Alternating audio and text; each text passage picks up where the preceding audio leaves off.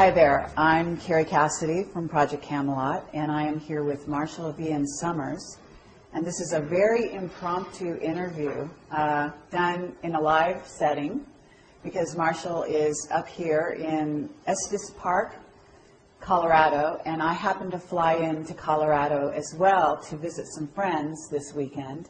And I have a friend who's in attendance here who has sort of arranged this to happen, and we happen to be in the area, so I thought, you know, why not? And I am familiar with Marshall's work. I've read Allies of Humanity, I believe the first ebook, maybe even the second, I don't know. I read an ebook. Okay. And so I am familiar with a lot of that, and I approve of that message, let me say, because it does take into account some of the philosophies of Project Camelot in general, and I will allow Marshall to really go in depth on that subject. It's very exciting to be here. It's a beautiful setting here in the Rocky Mountains, and gorgeous day. I'm excited to meet you in person, and I'm very interested to hear what you have to say. And I will try to give you as little trouble as possible, but still make life interesting for the next hour.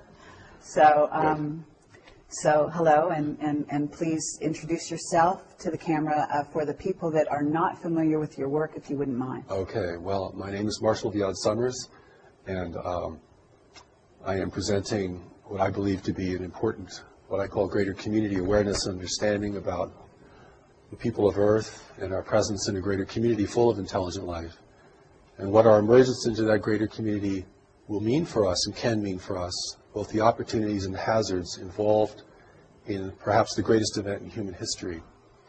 And my background really is more as a minister. I left my work as a special ed teacher for the blind about almost 40 years ago, began to teach interguidance.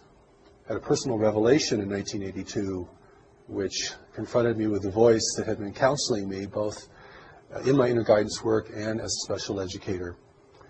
And that had a tremendous impact on altering the course of my life. And since then, I have been receiving a vast body of teachings and insight commentary called The New Message. It's a new message for humanity. And a big part of that has to do with our encounter with this greater community of intelligent life, because that has a lot to do with why we're all here in the world at this time.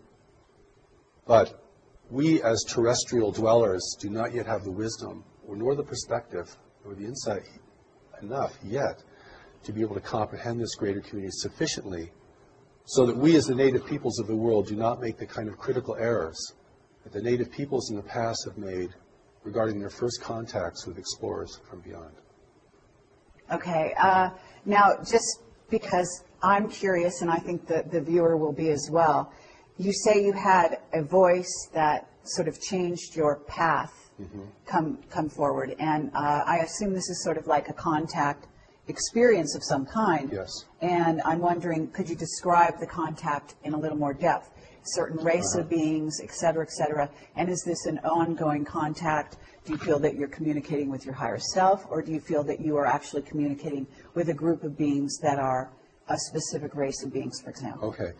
I consider the voice of the voice, the primary voice, to be an angelic voice. And it was this angelic voice that began to speak to me in my work with blind children. Because anyone who works with the handicapped has to be able to develop certain kinds of intuitive skills.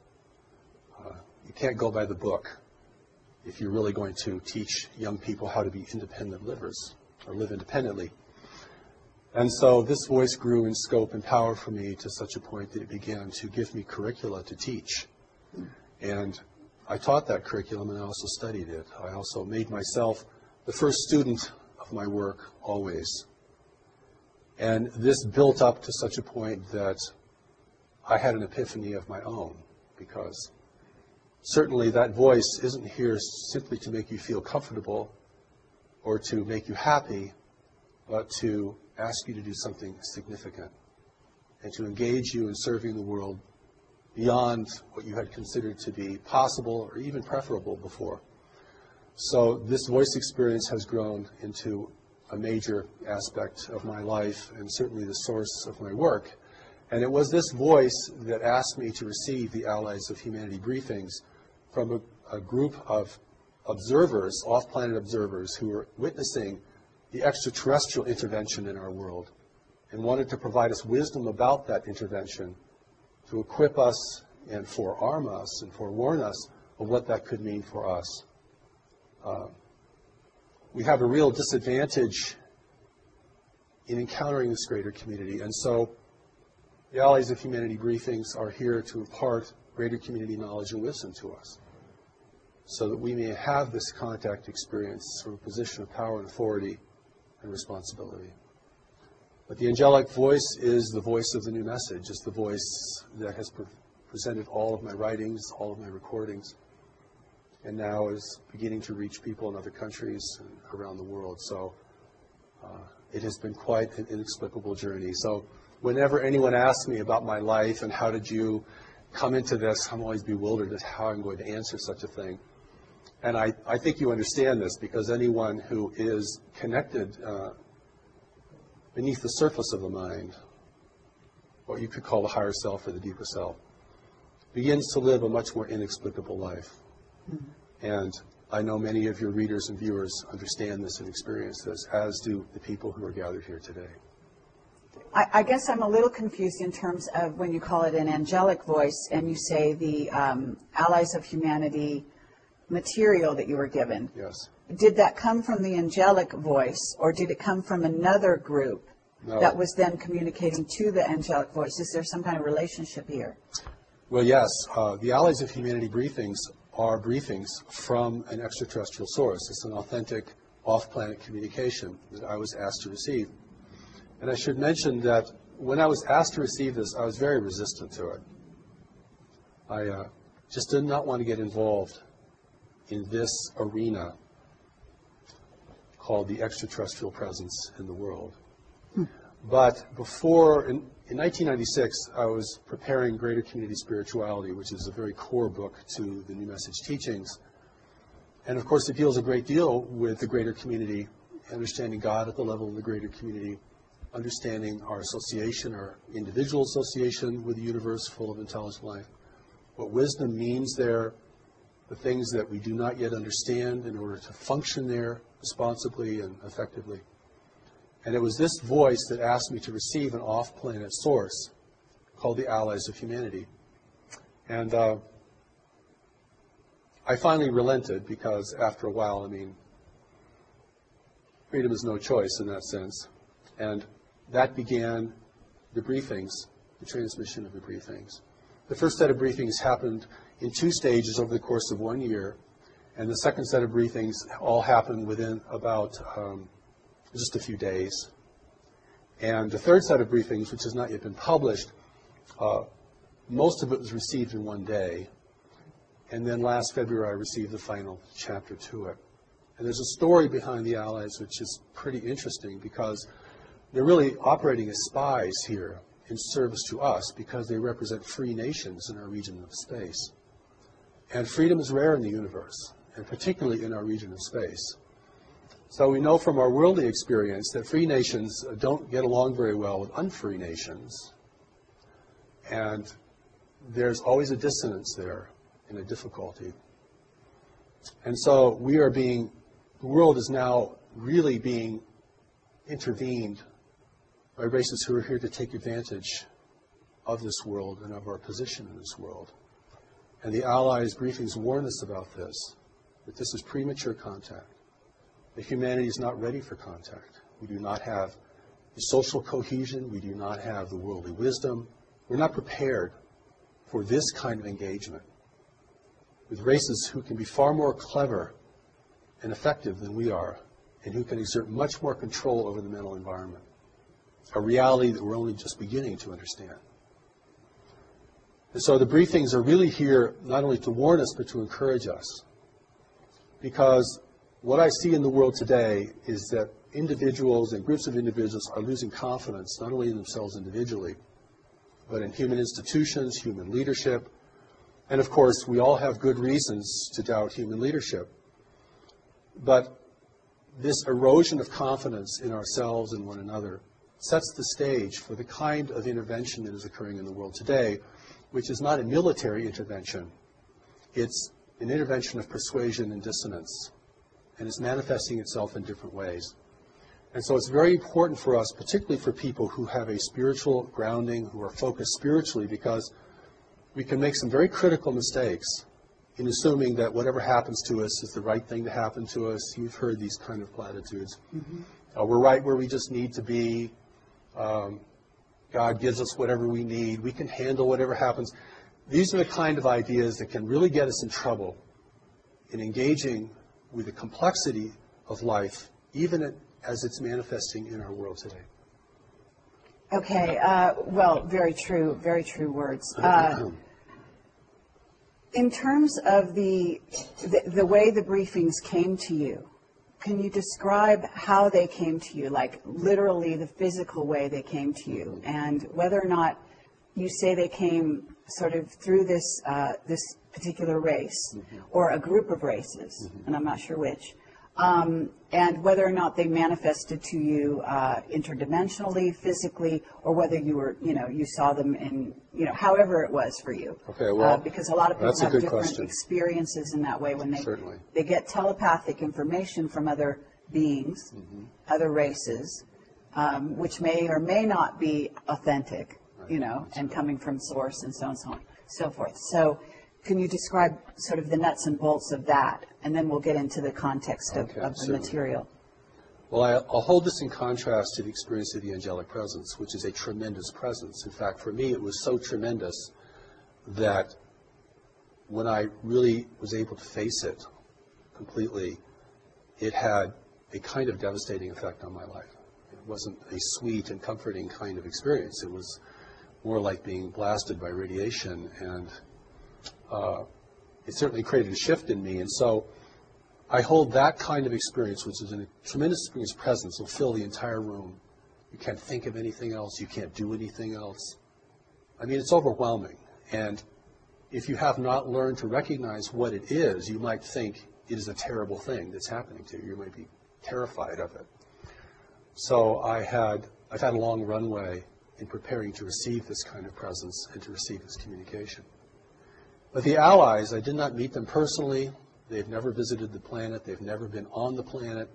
And they make it very clear that the real allies of humanity are not here and will not come. We can talk about why that is so from an ethical and practical standpoint. So my experience with the allies was like hearing a voice on a very long distance call. No personality, no presence, something far, far away. Because they were far away. I mean, even positioned in our solar system discreetly as they were at the beginning, they were still very far away. And so this was a divine connection that is free of mechanical interference or interception. It is something we don't know how to create. I don't know if anyone knows how to create this. And so there could be no interference from the intervention itself and no interception. But for me, it was a very faint experience compared to the experience of the presence.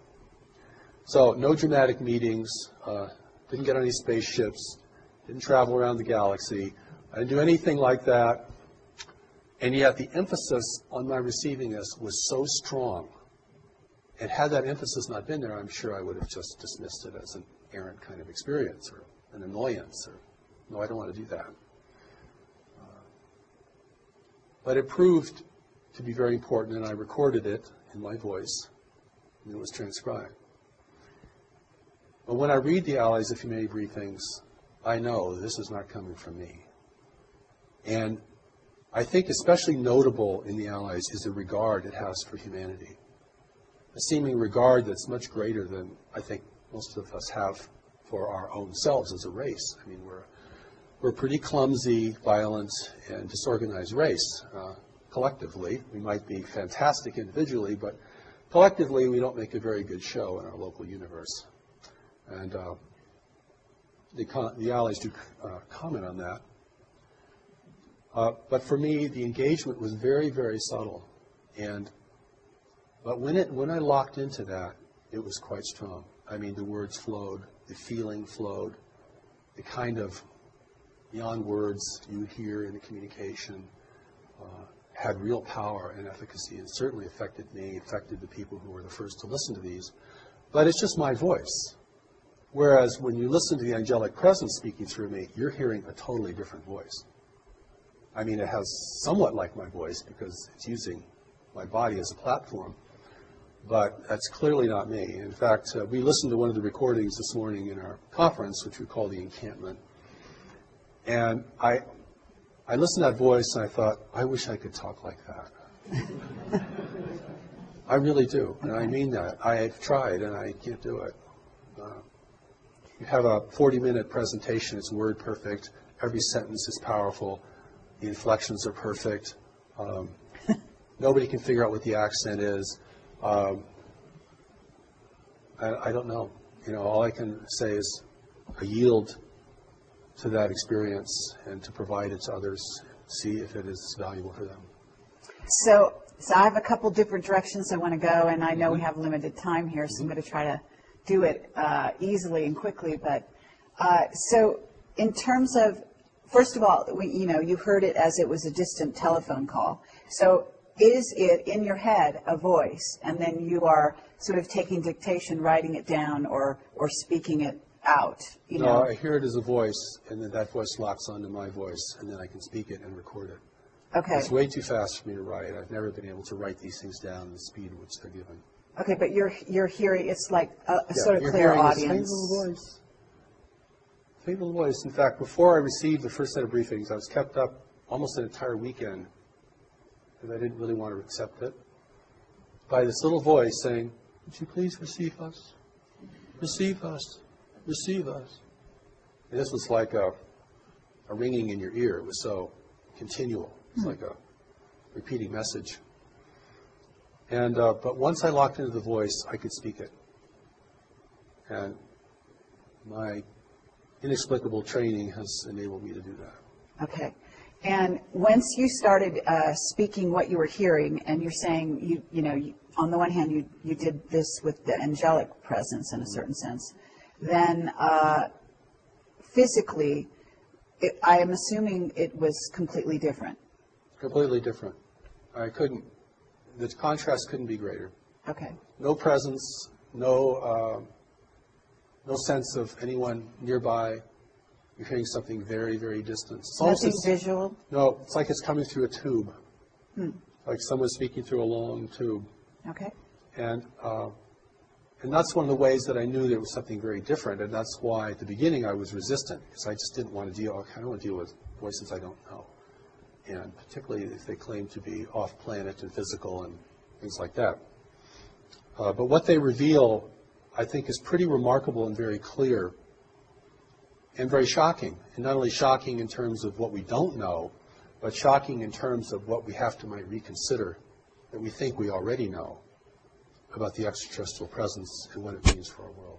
I'd love to go down some of these paths very deeply, but at this moment, let's talk about what it is they are talking about. What are some of the main premises that they brought forward for the people that don't know? And I know that some people, certainly in the audience, are going to be very familiar with this. But if you could delineate out some of that information, certainly, maybe quickly and concisely, and then we can go deeper into sort of the nature of some of the things you have more recently gotten. That's good.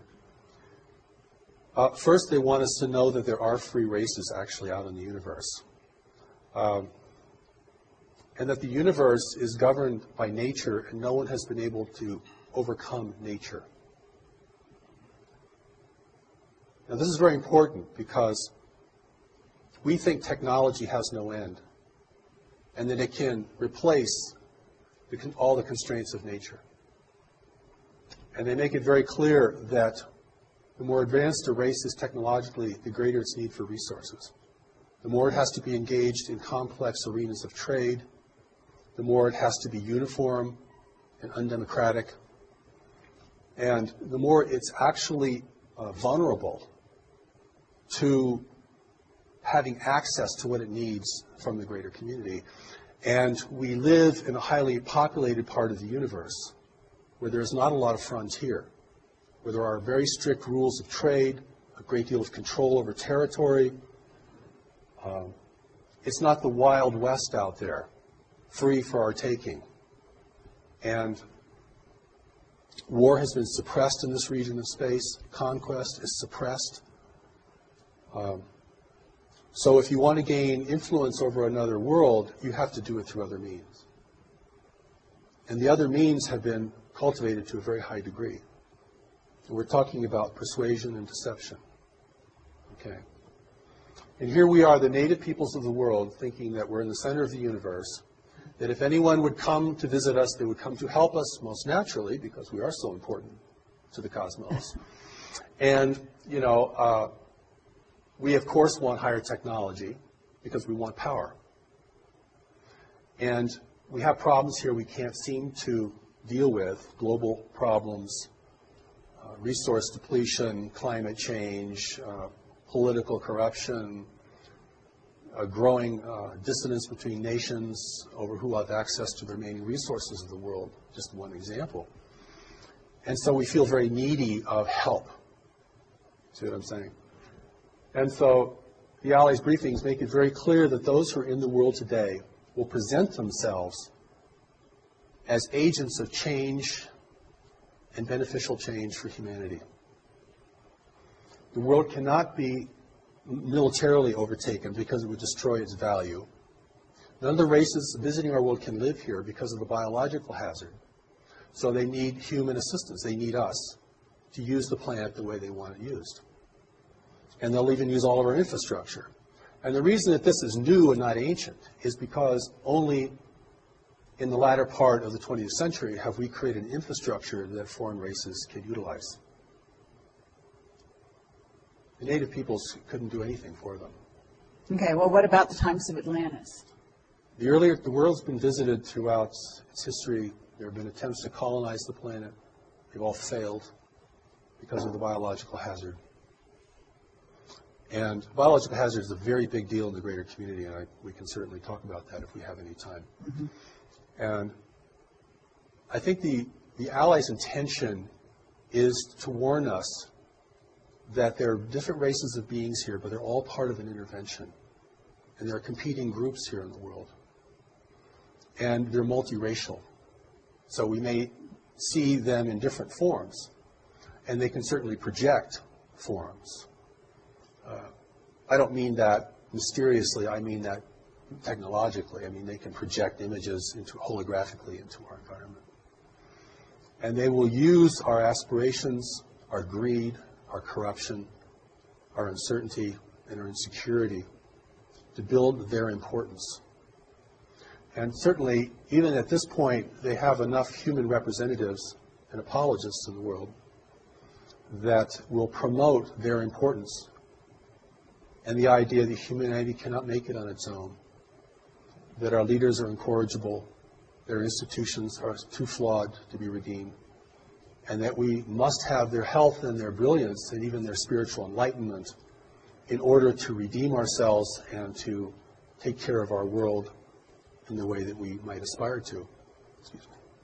No problem. Well, that is clearly what they want to persuade us of. I understand.